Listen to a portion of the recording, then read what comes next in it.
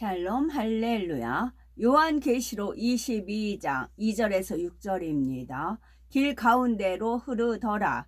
강 좌우에 생명나무가 있어 12가지 열매를 맺되 달마다 그 열매를 맺고 그 나무 잎사귀들은 만국을 치료하기 위하여 있더라.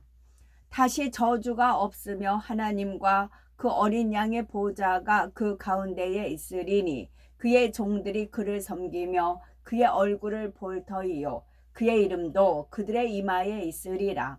다시 밤이 없겠고 등불과 햇빛이 쓸데 없으나 이는 주 하나님이 그들에게 빛이심이라. 그들이 세세토록 왕 노릇 하리로다. 또 그가 내게 말하기를 이 말을 신실하고 참된지라.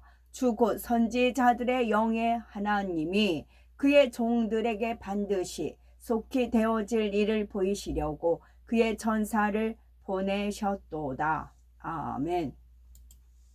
요한계시록 강의 80번째 생명나무입니다.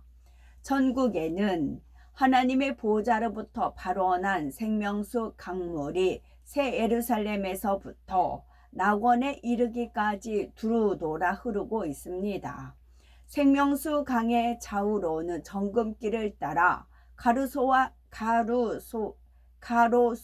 같이 생명나무가 심겨 있지요. 생명나무는 한 종류만이 아니라 12종류가 있어서 각각 다른 실과를 맺습니다. 그러면 하나님께서 12가지 생명나무를 생명수 강가에 두신 이유는 무엇일까요? 먼저 생명나무는 영적으로 천국에 들어간 하나님의 자녀들을 의미합니다. 시편 1편 2, 3절에 오직 여호와의 율법을 즐거워하여 그 율법을 주야로 묵상하는 자로다. 저는 시냇가에 심은 나무가 시절을 쫓아 과실을 맺으며 그 잎사귀가 마르지 아니함 같으니 그 행사가 다 형통하리로다 하였죠. 여기서 나무는 하나님의 말씀대로 사는 하나님의 자녀들을 의미합니다. 천국 생명수 강가에 심겨진 생명나무도 생명수 곧 하나님의 말씀을 양식 삼아 천국에 이른 하나님의 자녀들을 상징하지요. 이 생명나무가 12가지 실과를 맺힌다 했는데 12레에는 첫째는 만국이라는 의미가 있습니다. 성경을 보면 야곱의 12아들로 인해서 이스라엘 12지파가 형성되었지요. 이 이스라엘을 통해서 예수님이 오셨고 만국의 하나님의 나라가 이루어지게 하셨습니다. 또 만국의 복음이 전파되게 하신 것도 주님의 12제자를 통해서이지요. 복음을 들은 만국 백성 누구라도 예수 그리스도를 믿고 하나님의 말씀을 양식 삼으면 천국 백성이 될 수가 있습니다. 바로 이런 의미로 생명수 강가에 12가지의 생명나무를 두신 것이지요. 둘째로 12의 의미는 빛의 수입니다. 빛이신 하나님의 말씀대로 살아서 빛의 자녀가 된 영혼들에게 하나님께서 영생을 주신다는 뜻이지요. 이러한 12가지 생명나무에 맺히는 형형색색의 생명과일들은 성도들이 빛 가운데 살면서 맺은 열매들입니다. 빛의 열매, 성령의 열매, 의의 열매 등을 상징하는 것이지요. 다음으로 생명나무 잎사귀들은 만국을 소성하기 위하여 있더라 하였습니다. 소성이라는 것은 중한 병에서 다시 회복하는 것을 말하지요. 생명나무의 잎사귀들은 진한 녹색에 반짝반짝 윤기가 흐르며 넓고 큼직하게 생겼습니다. 천국의 나뭇잎은 시간이 지난다 해도 시들거나 지지 않습니다. 이 잎사귀들이 만국을 소성하기 위해서 있다는 것은 영적으로 어떤 의미가 있는 걸까요? 나무의 열매가 맺히기 위해서는 먼저 나무가 자라서 가지를 뻗고 잎사귀를 내며 꽃이 피는 과정이 필요합니다. 나무가 성장하기까지는 뿌리에서 양분과 물을 흡수해야 하지요. 또 성장한 나무에 열매가 맺히기 위해서는 반드시 나뭇잎이 있어야 합니다. 나뭇잎에서 빛을 받아 광합성을 해야만 영양을 공급받아 열매를 맺을 수 있기 때문이지요.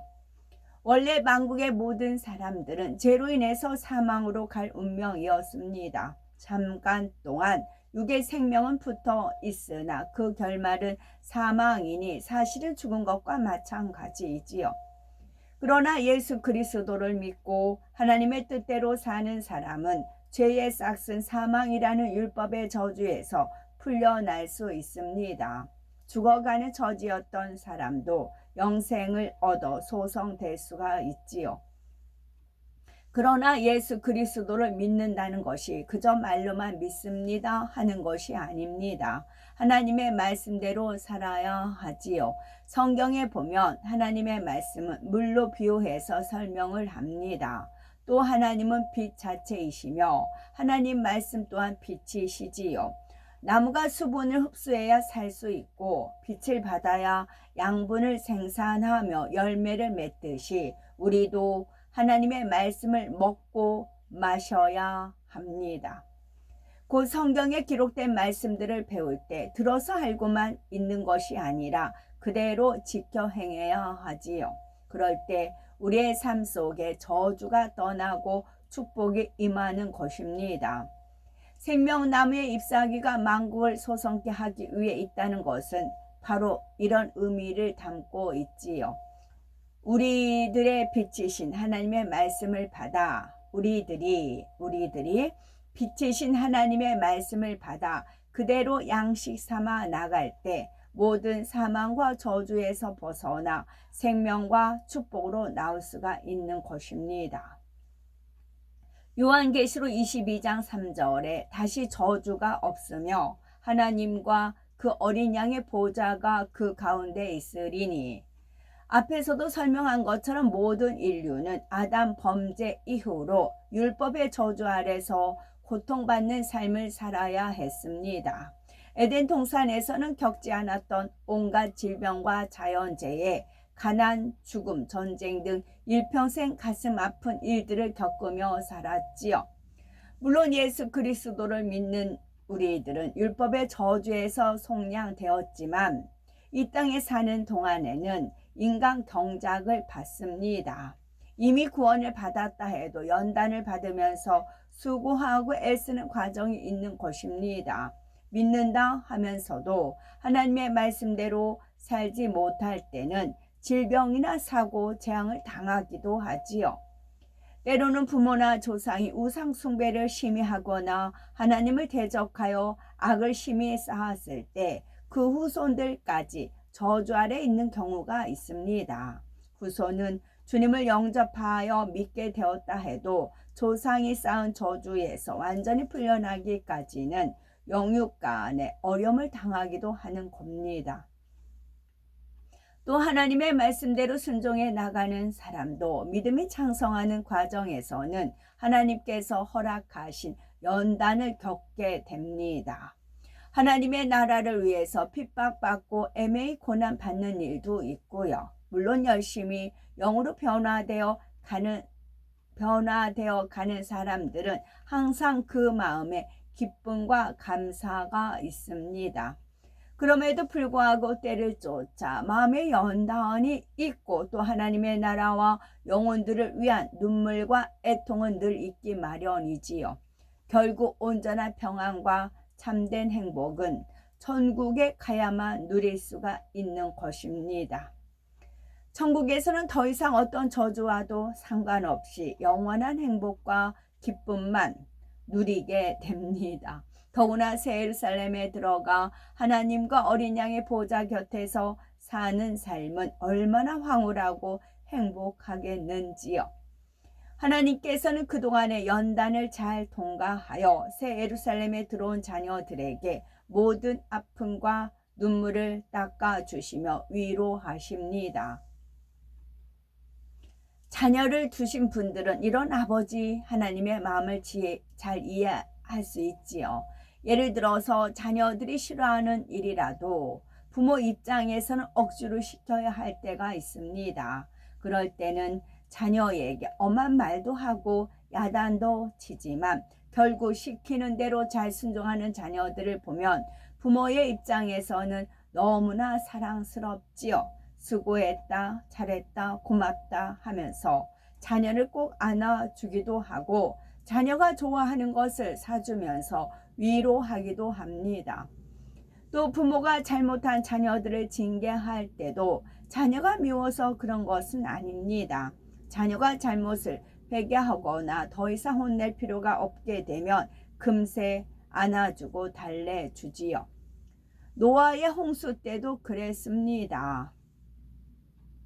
노아가 애택의 심판을 경고했지만 세상 사람들은 회개하지 않았지요. 결국 모든 인류를 심판한 홍수 속에서 오직 노아와 그 가족들만이 살아남았습니다.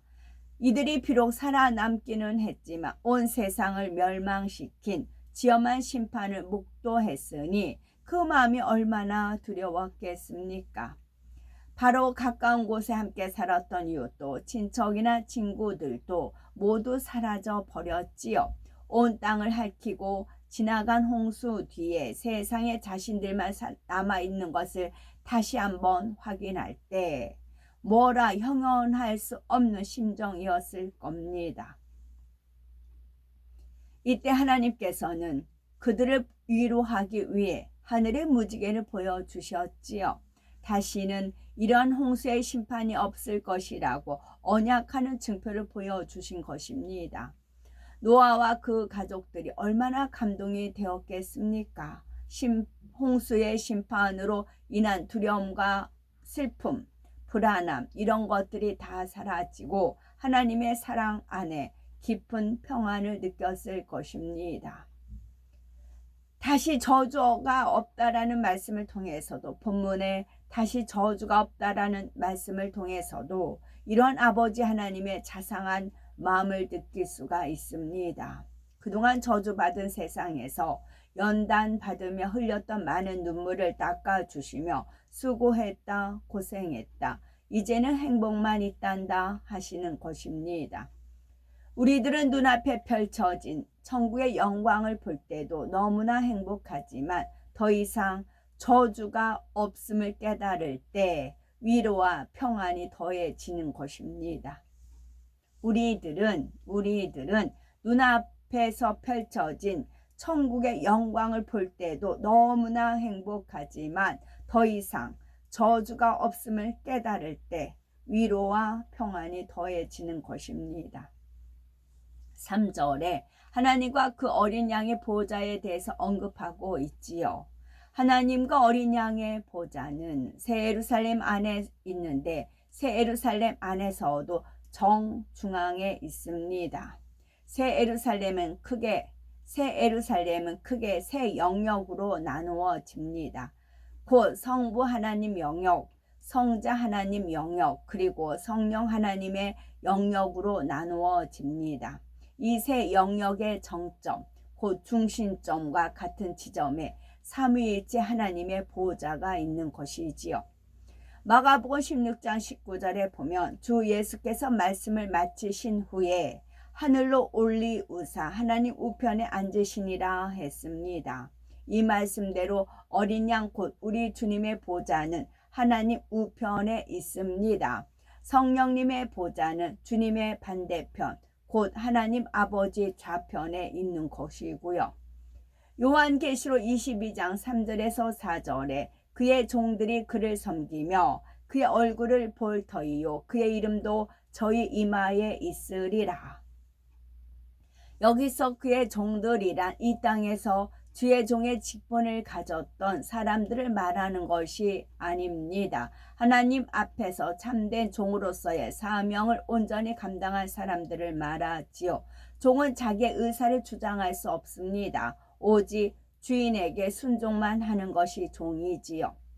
제 오른손에는 샤론의 꽃, 무궁화가 새겨져 있고요. 왼손에는 하나님의 그 언약궤 법궤 위에 두 그룹, 천사 두 그룹이 이렇게 맞대어 있는 모습이죠. 천사 두 그룹이 새겨져 있습니다. 오른손에는 샤론, 왼손에는 언약의 법궤를 천사가 하는 것이 인이 쳐져 있습니다. 그래서 좌편, 우편 샤론, 예수님이 샤론, 그렇게 되는 겁니다. 빌립보서 2장 5절에서 8절에 너희 안에 이 마음을 품으라 곧 그리스도 예수의 마음이니 그는 근본 하나님의 본체이시나 하나님과 동등됨을 취할 것으로 여기지 아니하시고 오히려 자기를 비워 종의 형체를 가져 사람들과 같이 되었고 사람의 모양으로 나타나셨음에 자기를 낮추시고 죽기까지 복종하셨으니 곧 십자가의 죽으심이라 했습니다. 고린도후서 1장 19절에 우리 곧 나와 실와노와 디모데로 말미암아 너희 가운데 전파된 하나님의 아들 예수 그리스도는 예하고 아니라 함이 되지 아니하였으니 저에게는 예만 되었느니라 하시었지요. 예수님처럼 오직 예와 아멘으로 죽기까지 하나님의 뜻에 순종하는 것이 하나님의 참된 종입니다. 그러면 하나님의 뜻은 무엇입니까? 데살로니가 전서 4장 3절에 하나님의 뜻은 이것이니 너희의 거룩함이라 하신 대로 무엇보다 중요한 것은 성결입니다. 참으로 순종하는 종, 진정한 종이라면 반드시 죄와 피 흘리기까지 싸워 버림으로 성결을 이루지요. 그리고 사명 감당에 있어서도 자신의 생명을 다해 맡겨진 모든 사명을 온전히 감당하는 것입니다. 이러한 참된 종들은 당연히 새 예루살렘에 들어갈 뿐만 아니라 하나님을 친밀하게 섬기며 하나님과 주님의 얼굴을 뵐 수가 있습니다. 우리도 하나님의 얼굴이 보고 싶으신지요? 그런데 하나님의 얼굴을 뵙기 위해서는 합당한 자격을 갖추어야만 합니다. 주님을 뵙기 위해서도 마찬가지이지요. 죄인이 하나님을 대면하면은 그 영적인 빛으로 인해서 살 수가 없습니다. 출애굽기 19장에서 20장에 보면 하나님께서 이스라엘 백성들에게 십계명을 주시고자 시내산에 강림하시는 장면이 나옵니다. 우레와 번개와 빽빽한 구름이 시내산 위에 있고 심히 큰 나팔 소리가 울려났지요.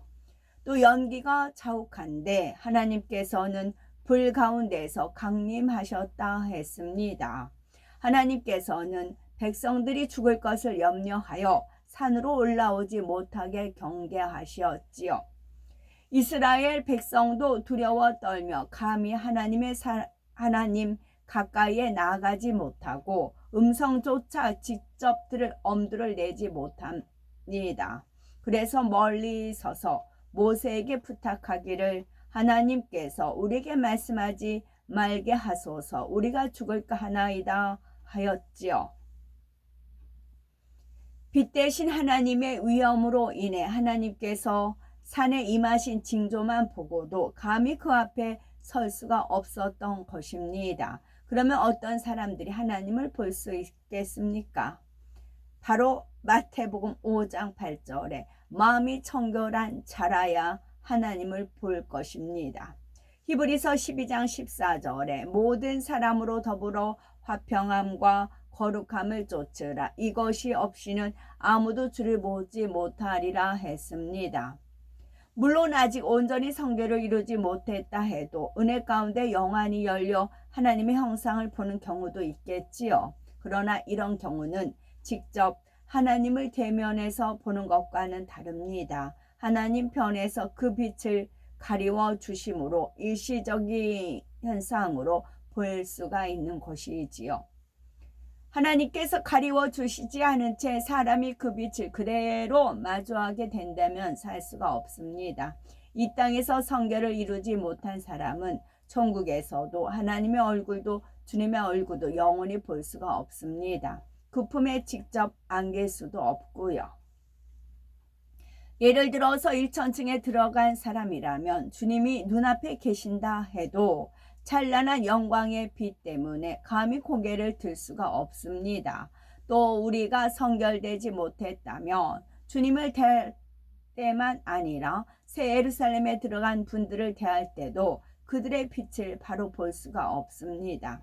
자신이 사는 일천층보다 높은 처소에 마음대로 들어갈 수도 없고요. 다른 처소에 특별히 초청받아 들어갈 때는 거기에 맞는 의복을 빌려 입어야만이 그 처소의 빛을 감당할 수가 있습니다. 그러나 새 예루살렘에 들어간 사람들은 어둠을 다 벗어버리고 빛에 속한 사람들입니다. 천국의 어느 곳이라도 다닐 수 있고 하나님도 주님도 사랑스럽게 바라볼 수가 있지요. 요한계시록 22장 4절에 그의 이름이 저희 이마에 있다 했습니다. 요한계시록 3장 12절에 빌라델비아 교회에 대한 축복의 말씀에도 이와 비슷한 내용이 나오지요. 이기는 자는 내 하나님의 성전에 기둥이 되게 하리니 그가 결코 다시 나가지 아니하리라. 내가 하나님의 이름과 하나님의 성 하늘에서 내 하나님께로부터 내려오는 새 예루살렘의 이름과 나의 새 이름을 그의 위에 기록하리라 하여 모든 영적인 싸움에서 이기는 성도들에게 새 예루살렘의 이름과 어린 양이신 주님의 새 이름이 기록한다 했지요. 그런데 이 새 이름은 우리가 알고 있는 이름 예수 그리스도가 아닙니다. 주님은 물론 우리 모두가 천국에 가면 지금 쓰는 이름이 아니라 새 이름을 받게 되지요. 빌라델비아 교회에 의해 기록되는 주님의 새 이름은 만왕의 왕이요 만주의 주이십니다. 물론 이 이름은 이 땅의 언어가 아닌 천국의 언어로 불려지지요. 우리 주님의 새 이름을 한다는 것은 실제로 성도들의 몸에 문신하듯 어떤 글자를 써 넣는다는 의미가 아닙니다. 영적으로 주님의 이름으로 그들을 인치시고 보장하신다는 의미이지요. 본문에 나오는 말씀도 마찬가지입니다. 사람이 볼 때 가장 두드러지게 눈에 들어오는 부분이 있습니다. 바로 이마이지요. 비유를 들어 우리가 새 책을 보게 된다면 어디를 가장 먼저 봅니까? 맨 앞 표지와 거기에 써있는 제목을 봅니다. 그런 것처럼 사람의 몸에서도 어떤 글자를 쓰거나 풀을 붙일 때 가장 눈에 띄는 부분이 바로 이마입니다. 그리고 이마에 무엇을 새기고 다닌다면 그 사람에 대해 매우 중요한 정보가 기록되어 있을 것입니다. 이렇게 중요한 이치에 하나님의 이름이 있다면 사람이 볼 때 쉽게 눈에 띄며 그의 영광을 알 수가 있지요. 곧 그의 이름이 저희 이마에 있다라는 말씀은 그만큼 하나님께서 하나님의 종들을 영화롭게 하신다는 뜻입니다. 요한계시록 22장 5절에 다시 밤이 없겠고 등불과 햇빛이 쓸데없으니 이는 주 하나님이 저에게 빛이 심이라 저희가 세세토록 왕노릇하리로다. 천국에는 더 이상 저주도 없고 밤에 어둠도 없다 했습니다. 오직 빛이신 하나님의 영광만이 영원히 온 천국을 비추게 되지요. 그리고 그 영광 가운데 새 예루살렘의 성도들은 세세토록 왕노릇하며 살아갑니다. 그런데 요한계시록 20장 4절을 보면 천년 왕국 때에도 성도들이 왕노릇한다 하였지요. 이 천년 왕국에서 왕노릇하는 사람들과 천국에 들어가서 왕노릇하는 사람들은 그 범위가 다릅니다. 천년 왕국 때 왕노릇한다는 말씀은 구원받은 모든 성도들에게 다 해당이 되지요. 천년 왕국 때는 구원받은 영의 사람들과 구원받지 못했지만 7년 환란 때 살아남은 육의 사람들이 공존한다 했습니다. 이때 육의 사람들에 비할 때 이미 구원받은 영의 사람들의 생활은 왕과 같이 영화롭다는 의미이지요. 이에 대해서 영으로 들어간 성도들뿐만 아니라 믿음의 1단계, 2단계에서 구원받은 성도들이라 해도 육의 사람들의 생활에 비하면 왕처럼 존귀하게 살아가는 것입니다. 반면 천국에 들어가서 왕노릇하는 것은 새 예루살렘에 들어온 자녀들이지요. 이들은 이 세상의 왕들과 비교할 수 없는 영광을 누릴 뿐 아니라 천국의 다른 처소에 사는 성도들에 비해서도 훨씬 영화로운 삶을 삽니다. 물론 왕은 만왕의 왕이시오 만주의 주이신 우리 주님이십니다. 그러나 왕의 사랑받는 왕자들도 왕처럼 영화를 누리지요. 그런 것처럼 하나님의 종들에게는 하나님의 영광에 머물러서 좋게 왕노릇을 하는 것입니다. 이들은 천국의 다른 처소를 두루 돌아다니며 각 처소에 사는 성도들에게 은혜를 입혀주기도 하지요. 삼위일체 하나님을 대신하여 두루 살피며 각 처소마다 행복이 더하게 해주는 것입니다. 요한계시록 22장 6절에 또 그가 내게 말하기를 이 말은 신실하고 참된지라 주고 선지자들의 영의 하나님이 그의 종들에게 결코 속히 될 일을 보이시려고 그의 천사를 보내셨도다. 여기서 이 말이란 새 예루살렘에 관한 말씀만이 아니라 요한이 기록한 계시록의 모든 말씀을 포함합니다. 7교회에 대한 주님의 편지, 공중혼인잔치와 7년 대환란, 최후의 대심판, 그리고 천국과 지옥에 이르기까지 모든 말씀을 다 포함하지요. 이러한 계시록의 모든 말씀은 요한이 보고 들은 그대로 기록한 참된 말씀입니다. 요한 계시록뿐만 아니라 하나님께서 여러 선지자들을 통해 기록하게 하신 모든 성경이 다 신실하고 참된 말씀이지요. 하나님께서는 장차 이루어질 일들을 선지자들로 하여금 힘써 전하게 하셨습니다. 듣는 사람들을 깨우쳐서 가치 있는 삶을 살 수 있게 하시려는 것이지요.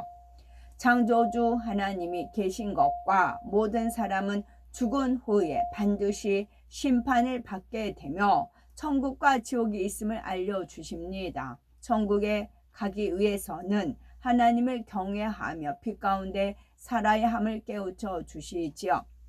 또한 말씀만 듣고는 믿지 않은 인생들에게 하나님께서는 증거를 나타내 보이셨습니다. 천지 만물을 보아도 살아계신 하나님의 증거가 잘 나타나 있지만 그것만으로는 깨닫지 못하는 사람들이 많습니다. 그래서 하나님께서는 권능을 베푸셔서 사람으로서는 도무지 할 수 없는 일을 나타내 보이셨지요.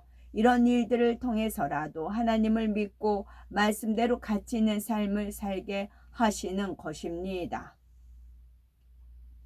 엘리야의 기도로 하늘에서 불이 내려오는 것을 보자 이스라엘 백성들은 우상을 버리고 하나님께 돌아왔습니다. 모세가 열재앙을 베풀고 권능을 행할 때 이스라엘 백성들은 모세가 증거하는 하나님의 말씀을 믿을 수 있었지요. 예수님께서도 많은 병자를 치료하시고 기사와 표적을 행하셨습니다. 이런 일들을 보았기에 많은 사람들이 예수님의 말씀을 믿고 회개하였지요. 우리도 이런 역사들을 무수히 체험하고 항상 목격해 온 증인들입니다.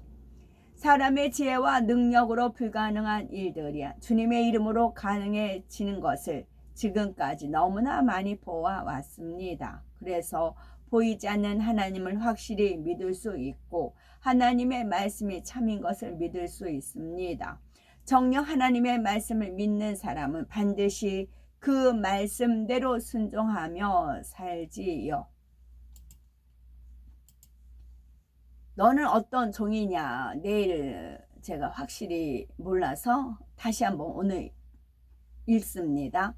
너는 어떤 종이냐? 1절 양을 치는 목자들아 대환란이 닥치누나 참 목자냐 싹꾼이냐 좋으실 날 가깝구나 행한 대로 받을 것을 각오하고 일하는가 스승된 자 더 큰 심판 당할 것을 알고 있나 2절 너는 어떤 종이냐 양을 위한 목자더냐 빵을 위한 싹꾼이냐 먹기 위해 일한다면 너희 최후 비참하다.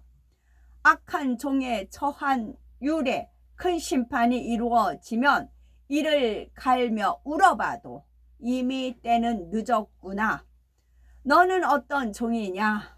유일신의 하나님만 섬기라고 가르치면서 교권, 교과, 우상되어 음란하듯 섬기누나 교회 안에 뇌물 조건 웬일인가 한심하다. 주의 계명 그보다는 인간 헌법 더 믿누나. 너는 어떤 종이냐? 몰지각한 목자들아 배옷 입고 금식하자. 살과 진액 다 짜 바쳐 너를 위해 애통하라. 직업의식 내던지고 참 목자가 되어보세. 나의 양을 길러다오. 주의 음성 안 들리냐? 너는 어떤 종이냐? 누구를 위하여 종을 울리느냐? 샬롬 아멘.